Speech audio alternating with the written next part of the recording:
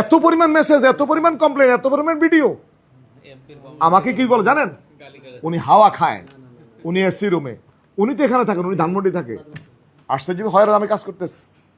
কোন নেতার দাঁড়ান, কোন নেতার, বিএনপি বুঝি না, জামাত বুঝি না, আপনার নেতার তদবির আপনি আপনার এই মানুষের বোকান দিয়ে সৃষ্টি করবেন, এটা তো হতে পারেন না। না, আপনার বক্তব্য তদবির করেন, কেউ করবেন, কোনো বক্তব্য শুনবেন না।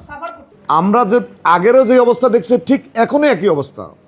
ডিসি সাহেব বলছেন আমি এই পর্যন্ত আমার পরিসংখ্যান হচ্ছে আমি 10 জনকে ধরে নিয়ে আসছি।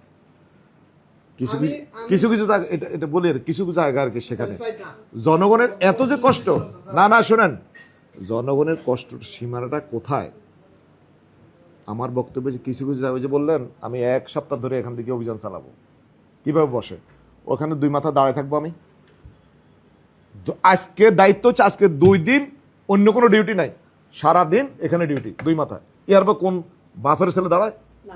আমি শেষ করি না ভাই, আপনার তো অনেক অভিজ্ঞতা আছে, কিন্তু এই জায়গায় কি হচ্ছে আমি বুঝতেছি না। এত পরিমাণ মেসেজ, এত পরিমাণ কমপ্লেন, এত পরিমাণ ভিডিও। আমাকে কি বলে জানেন? উনি হাওয়া খায়, উনি এসি রুমে, উনি তো এখানে থাকেন, উনি ধানমন্ডি থাকে। আশ্চর্য হয় আমি কাজ করতেছি। আমাকে অ্যাড করার দরকার নেই। আমি বলি আপনাদের অভিজ্ঞতার আলোকে কথা বলবেন। আমার কথা হচ্ছে এর পরে বিকল্প কি আছে সেই কথা বলছি আমি। আপনারা যেটা বলছেন সেখানে একটা ব্রিজ হইতে আছে, এখন এসে ডিজাইনের মধ্যে আছে। আমি প্রথম এসে সকল নির্বাহীদের নিয়ে বসছি, আমি বলছি যদি আমার এই 5 বছর যদি একটা ব্রিজ করি আমি, তাহলে হাজিনগর এই ব্রিজটা হবে। স্যার ইন্টিমেট শুরু করছে তো, স্যার এই পর্যায়ে আসি।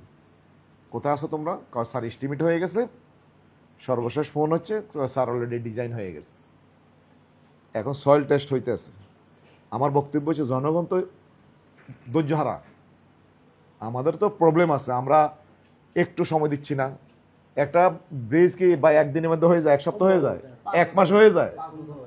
এখন বিষয়টা হচ্ছে যেটুকু আছে, আমার বক্তব্য হচ্ছে জনগণের কষ্ট হচ্ছে এখানে, এটাকে যদি আপনার রিকভারি করতে পারেন দাঁড়াই থেকে, অন্য জায়গায় কিন্তু আপনার 10 জন লোক কাজ করতেছে, এখানে 2 জন দিয়ে এই জায়গাটা একটু রিকভারি করেন, 2 দিন ডিউটি করেন, তাহলে জনগণ দেখবে দৃশ্যমান এখন ভূমিকা রাখতেছে।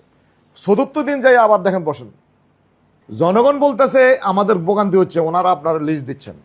সালাম সাহেবরে একাধিকবার বলছি, এখন জনগণকে নিয়ে সালাম সাহেব ধরবো। এটা কিন্তু ইশাক সাহেব বলছে, ইশাক সাহেবের মাথায় আমি ঢুকাইছি, ওনাদেরও বলছি একই কথা। ওরিয়নের যে ডিভাইডার এত বড়, এটা তো আগের মিটিংও আমি বলছি, ডিভাইডার ছোট করে নিয়ে আসে যাত্রাবাড়ি চৌরাস্তা এখন পর্যন্ত কেন ভাঙাচোরা? এটা আমার বলো, কেন ভাঙাচোরা? ওরিয়নের জন্য উত্তর পাশ এবং দক্ষিণ পাশ এই জায়গাটা 100% পরিচ্ছন্ন করতে হবে। গত রাতের ঘটনা, আমি বঙ্গভবন থেকে বের হয়ে ইমার্জেন্সি আমি অফিসে যাব, 9:30টায় মিটিং, আমি আর যাইতে পারছি না। ফ্লাইওভার থেকে নামার পরে এটার সাথে সাথে হওয়ার কারণে কথা বলে ফেলতেছে, সেটা হচ্ছে উত্তর পাশ। ওই যে মসজিদের কথা বলছেন, কে বলছেন? ওই মসজিদের পাশ দিয়ে সব গাড়ি উল্টে আসতেছে, আমি আর যাচ্ছি না, যাইতে পারতেছি না।